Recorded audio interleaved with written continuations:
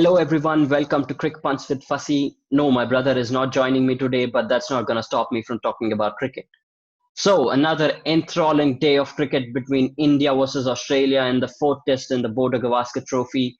Yes, it was a rain affected day, but it had enough. It had enough for Australia to lose 5 wickets, have a mini collapse, and then the tail wagged, which is annoying for an Indian fan, and then for India to lose 2 wickets. So, a lot's happened today, and let's just get right into it. So, let's start with Australian innings.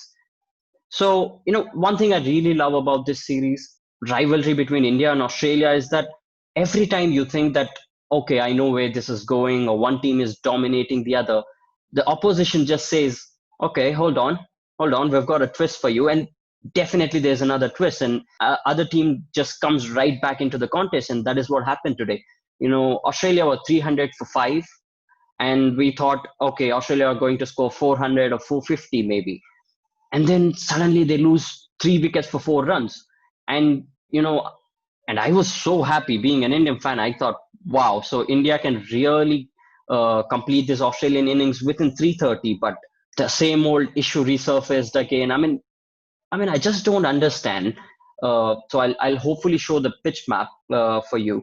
So before the tail came in, the way they bowled to Payne and Green, they were channeling in on the offside, on the fourth, fifth stump in the channel, on a good length and occasionally full length. They were just keeping it so tight, and they even got 3 wickets of it. And I don't know what happened. Suddenly, when the tail came on, especially Nathan Lyon and Mitchell Stark, they just started to go short.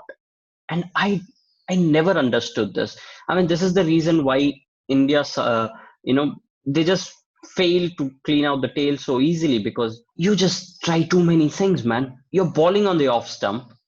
You're bowling a good length ball. If it's good enough for Steve Smith and Labuschagne, it's way too good enough for the tail. I don't know. I don't see the need to change it up and ball short balls, ball wide balls, ball Yorker. Just keep it simple. And surely they didn't, and they gave away 30, 40 extra runs. Australia ended up with 369, which I still think is a very decent effort by the Indian bowlers, considering the inexperience, as we spoke yesterday. But I think they could have been in a better position. They could have completed the Australian innings by 330 runs, or maybe even 340, which would have been better. But yeah, I felt that they gave away 30, 40 extra runs. So yeah, and Australia again, they just gave away the advantage. I mean, they could have easily batted out India. They could have easily batted India out of the game, but you have to complement the Indian bowling attack. But I think this has happened way too often in this series, where you felt that Australia is bossing this game right now, and India just comes back in with the fight. And that's what we love about this team. And they just refuse to give up. They just refuse to lay down the arms and say, okay, we surrender. They just don't do that. You could see that in Melbourne. You can see that in SCG, the way they batted.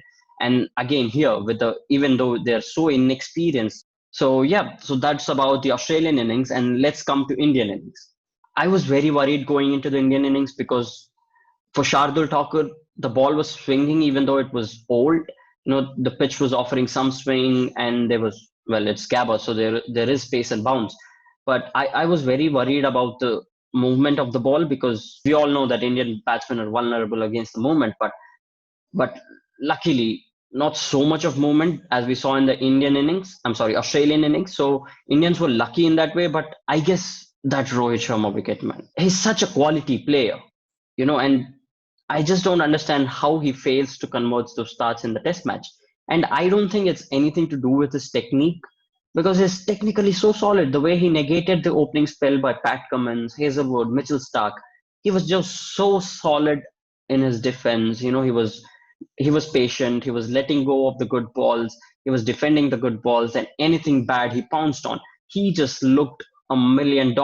And I thought, okay, this is the day.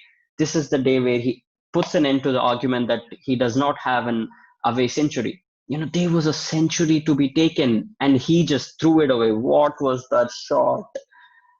The same thing happened in the last match. I mean, it's just imagine India was 60 for 1. They would have been in a lot more comfortable position, because he just placed so positively. The scoreboard was moving. India was scoring with a run rate of 4, close to 4 per over, which was So basically, it won't allow you. It won't allow the opposition bowlers to settle into a good length because he just looked so comfortable on the crease. Even though Labuschagne scored 100, I don't think even he looked that comfortable in the middle because the way he was timing those shots, those cover drives, those straight drives, I thought, that's a waste of a wicket. He should have just carried on. But now the onus is on again the most experienced pair in the Indian batting lineup, Pujara and Rahane, and the onus is on them. They should bat big because if at all India lose early wickets tomorrow, they're gonna concede a big lead and they're gonna be on a back foot very soon. So hopefully that's not the case, and hopefully India bat it out. But yeah, you just can't rule out this bowling attack, can you? I mean, they are the best bowling attack in the world right now. So yeah, lots to look forward to. The moving day. I still feel it's even Stevens right now with Australia having their noses just in front of India, but one big partnership with India, and I think they just come back into the game and have a very good chance. And just for the viewers' note, the rain is forecasted even on the fourth and fifth day. So we just don't know what to expect, and that is what makes it so special, right? That is what Test cricket is all about. It doesn't matter how your day went, you can always come back tomorrow and deliver again. So that's it for today. Let me know in the comment section what you felt about this day, and see you tomorrow after day's play. Thank you so much.